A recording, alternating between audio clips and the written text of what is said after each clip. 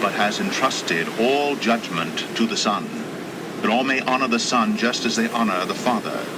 He who does not honor the Son does not honor the Father who sent him. I tell you the truth.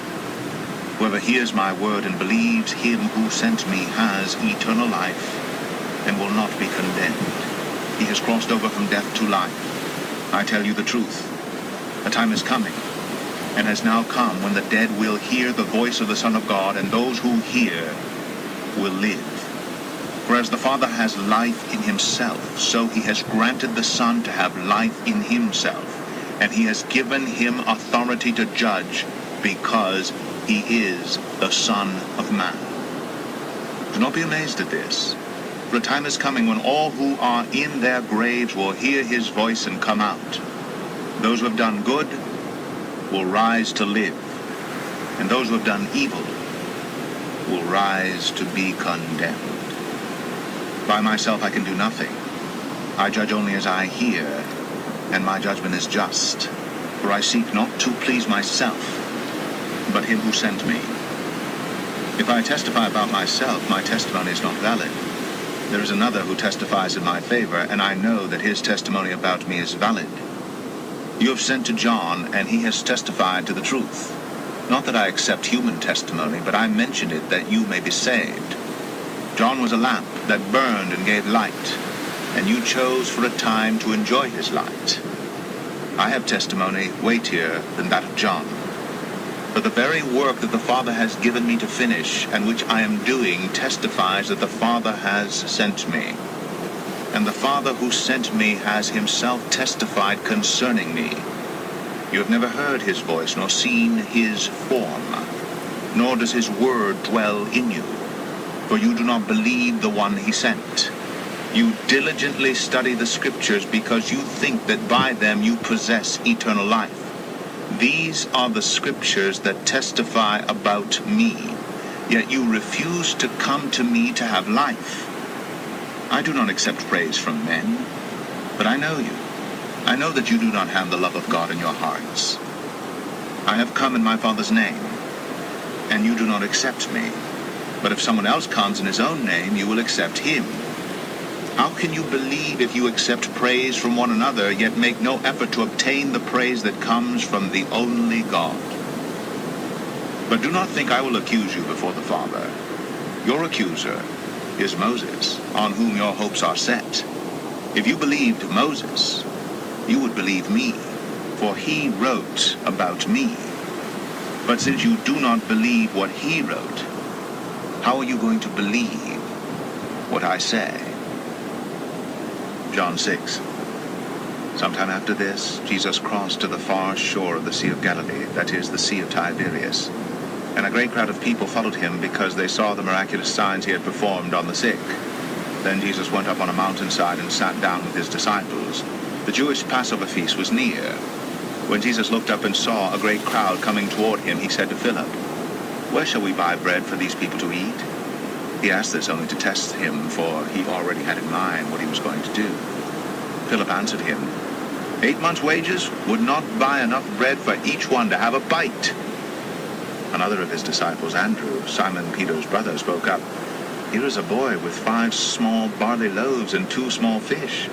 But how far will they go among so many?" Jesus said, "Have the people sit down." There was plenty of grass in that place, and the men sat down, about 5,000 of them.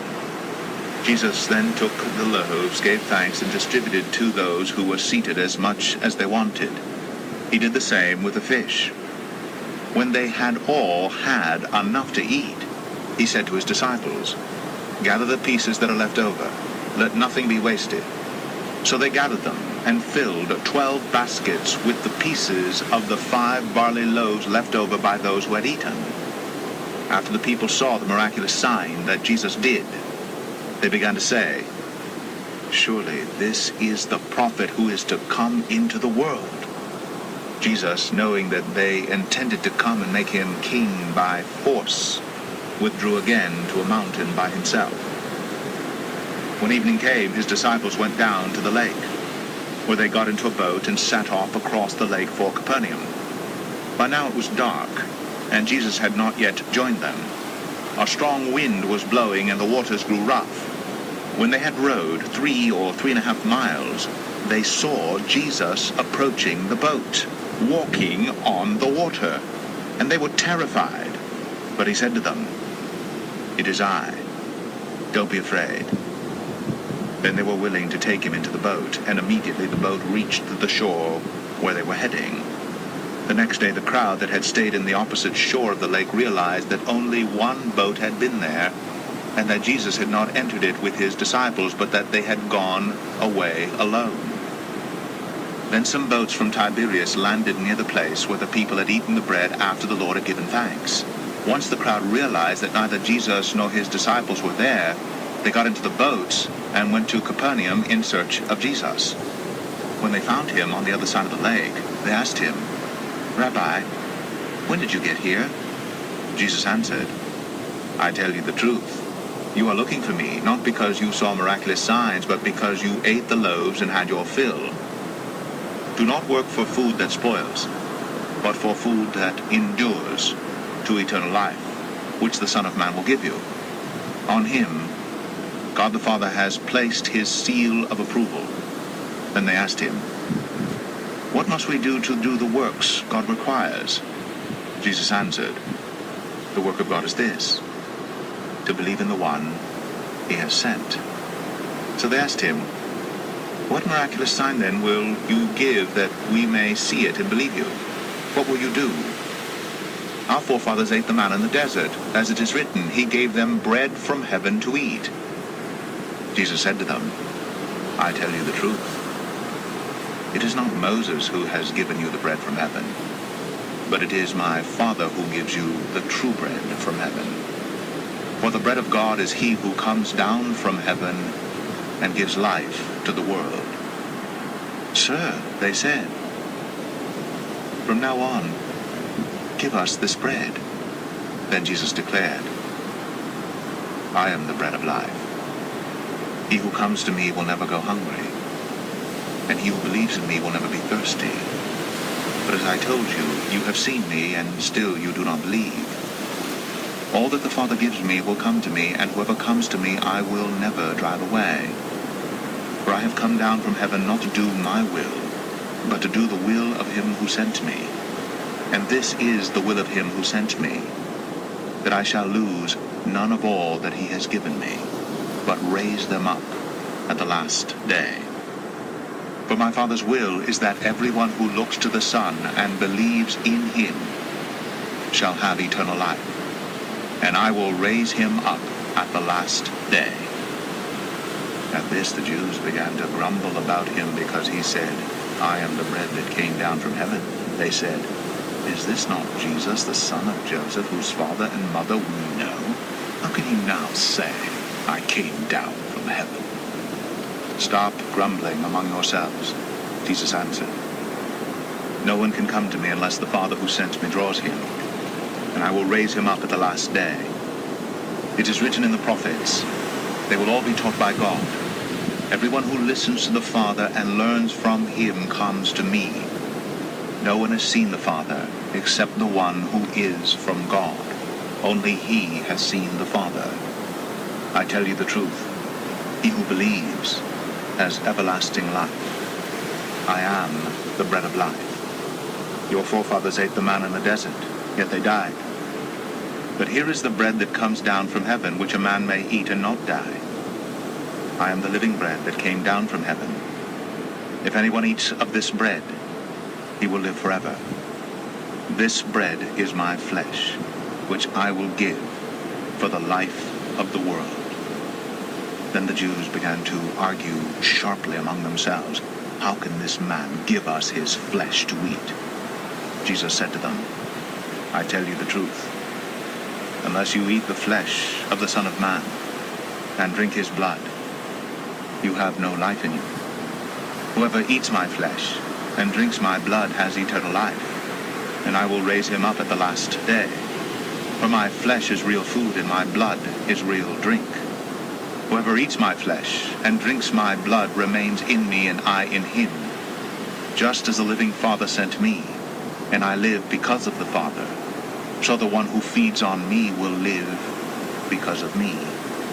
This is the bread that came down from heaven. Your forefathers ate manna and died, but he who feeds on this bread will live forever. He said this while teaching in the synagogue in Capernaum. On hearing it, many of his disciples said, "This is a hard teaching. Who can accept it?" Aware that his disciples were grumbling about this, Jesus said to them, "Does this offend you? What if you see the Son of Man ascend to where he was before? The Spirit gives life. The flesh counts for nothing. The words I have spoken to you are spirit and they are life. Yet there are some of you who do not believe." For Jesus had known from the beginning which of them did not believe and who would betray him. He went on to say, "This is why I told you that no one can come to me unless the Father has enabled him." From this time, many of his disciples turned back and no longer followed him.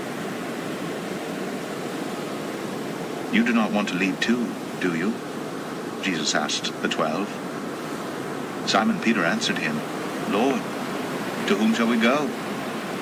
You have the words of eternal life. We believe and know that you are the Holy One of God." Then Jesus replied, "Have I not chosen you, the 12? Yet one of you is a devil." He meant Judas, the son of Simon Iscariot, who, though one of the 12, was later to betray him. John 7. After this, Jesus went around in Galilee, purposely staying away from Judea because of the Jews there were waiting to take his life. But when the Jewish feast of tabernacles was near, Jesus' brothers said to him, "You ought to leave here and go to Judea, so that your disciples may see the miracles you do. No one who wants to become a public figure acts in secret. Since you're doing these things, show yourself to the world." For even his own brothers did not believe in him. Therefore Jesus told them, "The right time for me has not yet come. For you, any time is right. The world cannot hate you, but it hates me because I testify that what it does is evil. You go to the feast. I am not yet going up to this feast because for me the right time has not yet come." Having said this, he stayed in Galilee. However, after his brothers had left for the feast, he went also, not publicly, but in secret. Now at the feast, the Jews were watching for him and asking, "Where is that man?" Among the crowds there was widespread whispering about him. Some said, "He is a good man." Others replied, "No, he deceives the people." But no one would say anything publicly about him for fear of the Jews. Not until halfway through the feast did Jesus go up to the temple courts and begin to teach. The Jews were amazed and asked, "How did this man get such learning without having studied?" Jesus answered, "My teaching is not my own. It comes from him who sent me. If anyone chooses to do God's will, he will find out whether my teaching comes from God or whether I speak on my own. He who speaks on his own does so to gain honor for himself. But he who works for the honor of the one who sent him is a man of truth. There is nothing false about him. Has not Moses given you the law? Yet not one of you keeps the law. Why are you trying to kill me?" "You are demon-possessed," the crowd answered. "Who's trying to kill you?" Jesus said to them, "I did one miracle and you are all astonished. Yet because Moses gave you circumcision, though actually it did not come from Moses, but from the patriarchs, you circumcise a child on the Sabbath. Now if a child can be circumcised on the Sabbath so that the law of Moses may not be broken, why are you angry with me for healing the whole man on the Sabbath? Stop judging by mere appearances and make a right judgment." At that point, some of the people of Jerusalem began to ask, "Isn't this the man they are trying to kill? Here he is, speaking publicly, and they are not saying a word to him. Have the authorities really concluded that he is the Christ? But we know where this man is from. When the Christ comes, no one will know where he is from." Then Jesus, still teaching in the temple courts, cried out, "Yes, you know me, and you know where I am from. I am not here on my own, but he who sent me is true, You do not know him.